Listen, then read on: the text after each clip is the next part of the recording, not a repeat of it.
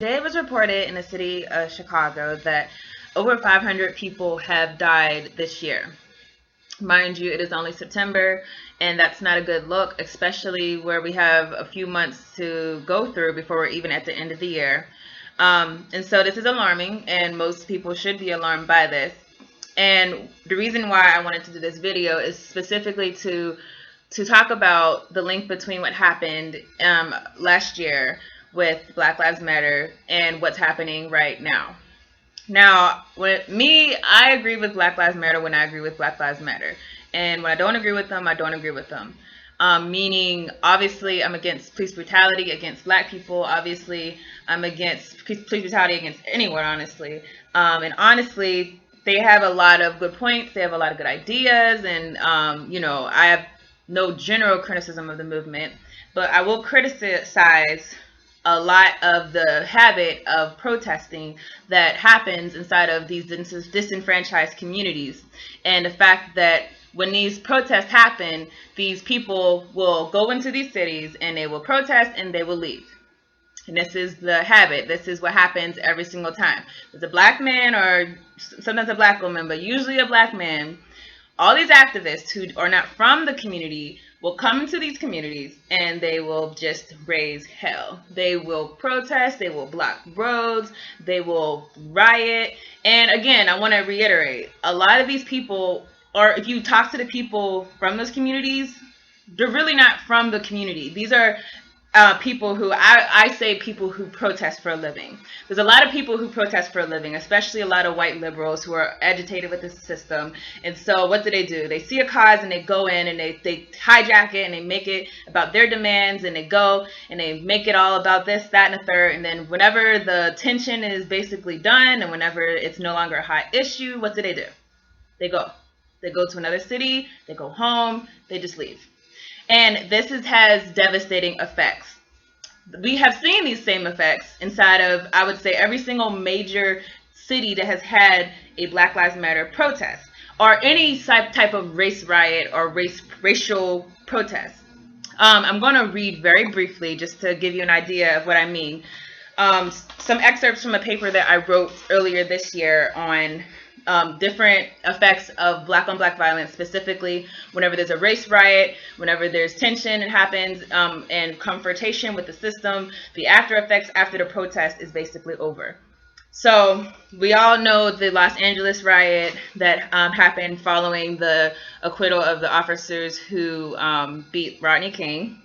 So after the Los Angeles riot, I wrote, Los Angeles experienced the highest murder rates in the city's history with 2,589 murders, which is crazy if you think about it. And in quotes I say, rocked by gang violence, civil unrest, and the proliferation of lethal weapons, 1992 was the deadliest year in Los Angeles County history. So now you go forward to the racial protests and race riots that happened in Cincinnati. I don't know if anyone remembers. I sure do not remember this happening. But in 2001, there was a racial riot and a racial protest for a kid who was 19 years old named Timothy Thomas.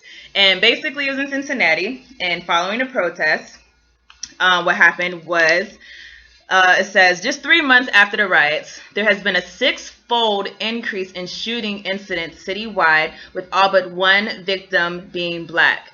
Since the protests, there have been 59 shootings in the city with 77 gunshot victims, compared to 9 shootings and 11 victims in the comparable 3 months that last year. Now, we are going into more recent history with this one. Everyone remembers, of course, the Mike Brown shooting, the Ferguson protest, and what happened inside of Ferguson. Now, following the protest, the murder rate, again, skyrocketed. Following the riots, St. Louis homicides rose to more than 30%. That was the highest it had been since 2008. The rise was surprising given St. Louis had acceded to national trends of homicide decreasing prior to the killing of Mike Brown. For 2014, St. Louis had the highest murder rate of any city in the United States, surpassing the city of Detroit as the murder capital. And now I'm going to Baltimore. I was actually in Baltimore during the Freddie Gray riot, so I remember the murder rate increasing and right after the riots. And what I have is that after Baltimore's uprising, the city's homicide rate quickly elevated. The flagrant increase caused 2015 to be the most deadly year in Baltimore's history, with 344 homicides that year. So what am I saying about this? Well, what we have right now is, of course, we all seen the video of the young man getting gunned down by the police in Chicago. That happened last year and was released. And of course, like Black Lives Matter likes to do, um, everyone came into the city of Chicago. There was riots. There was people trashing stores. There was all these things happening. And then as soon as the issue was no longer high and you could basically do nothing else, people left. What we have now is that the number of homicides have gone to over 500 this year, making this the deadliest year in Chicago since 1996. So what I'm saying to you is that I don't think this is a coincidence. In fact, I'm convinced it's not a coincidence that these murders, that police murders followed by these racial riots, are almost always followed by a stark increase inside of the black on black violence rate. And what I'm saying this to say is that we have to start holding these people accountable who are going into these communities to protest something and then they leave. Now, here's my thing. I'm okay with protesting. I'm for protesting. Protesting is how we get things done. But if you're going to flood a city and cause all type of havoc, you have to have a follow-up. You can't just dip whenever the issue is no longer hot. You can't just dip whenever CNN is no longer talking about it. You can't just dip whenever you have an acquittal. You have to have a follow-up. If you're going to protest, if you're going to go into another community that you don't have to deal with when you don't have to deal with the ramifications of what you're doing, you need to have some type of business you're opening, some type of youth center, some type of program, something for the people to rebuild those communities. Because whether or not you realize it, whenever you go into these places and you cause all these things, that is mental anguish to people who actually live inside of these systems. I remember being in Baltimore, and I knew as soon as this stuff was happening, I knew soon as these protests were happening, soon as people were getting upset and riled up, I knew that something was going to happen as far as comparable to what happened in Ferguson. Because I know the mental anguish that people must have been feeling who actually have been dealing with the city politics long before these people who came in have been dealing with them. So what I'm saying is, if you're going to protest, you need to have a follow-up. You need to have some type of plan of long-term what you're going to be doing. Don't do it if you can't do that. You need to not even be inside of these communities, because frankly, black people were losing a lot more of ourselves to these after protests rises in murder rate. To go further then into we would why this happens, or why I believe it happens, I'm going to go into a few more excerpts from the essay that I wrote, and this is specifically from a well-known psychologist many of you might have heard of, named Dr. Amos Wilson, and he wrote a book called Black on Black Violence, where he really goes into the psychology of it, into the psychoanalytics of black on black violence, and he gives these amazing explanations and this great insight. And I'm going to read just a part of his book. Now, to describe quickly what his theory was. His theory was that the reason why black people kill each other at a much higher rate than other people is not just because of economics. It's not just because of single parent homes. It's not just because of different things that we know, poverty. It's not just because of all those things, although those things certainly contribute to black on black violence. But when you look at the rate compared to other communities, there's something else going on, or there's something else at play. And what Dr. Wilson believed that was white supremacy. Whenever you're living inside of a white supremacist system as a black person, you're actually not able to be who you really want to be. You're not able to make things happen the way that you want to make things happen. You basically are living at the mercy of someone else. You get a job and you're living at the mercy of that person doesn't fire you. That is what his theory was. What he said this was it causes a state of self-alienation inside of black people.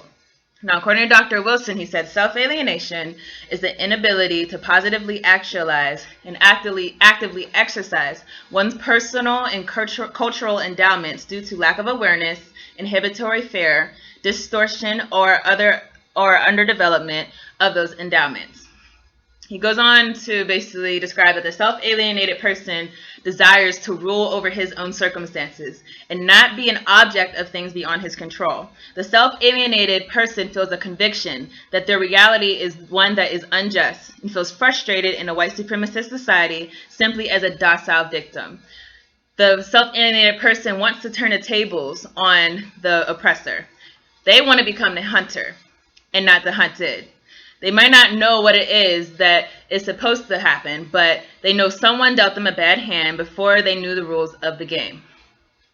Now, Dr. Wilson wasn't the only one who came to these conclusions. There's a lot of psychologists who study the mindset of people who commit murders inside of Black communities. One is Dr. Lisa Firestone. She said in her essay called "The Inner Voices Behind Violent Behavior" that after years of researching, interviewing, and assessing violent individuals, I began to recognize certain voices that had negative thought processes that flood the minds of individuals, influencing them to engage in acts of violence. Of those negative thought processes, she says that those people feel victimized and persecuted.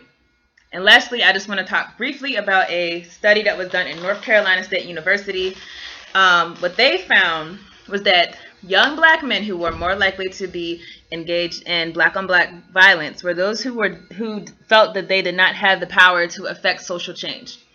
The researchers found that among those young Black men who were more likely to be involved with violence, that they also felt the most disenfranchised, that they had experienced the most racial discrimination, and that they were most aware of institutional discrimination, had the most experiences with the criminal justice system as both victims and suspects, and were more cynical about the politics of their communities. Now, what this all says is that, again, if you're going to go and raise the tension inside of a city, if you're going to protest, by all means protest. But you have to have a follow-up. If you know that people are dealing with different mental issues or dealing with different circumstances, you have to have something to offer them. If you just go inside of a community every time it's hot, and then you want to dip whenever it's no longer hot, then to me, you're just as bad as any other occupier that goes into someone's community who really doesn't care about the after effects. I'm just saying we need to hold these organizations, these movements accountable to the Black community. That's all I'm saying.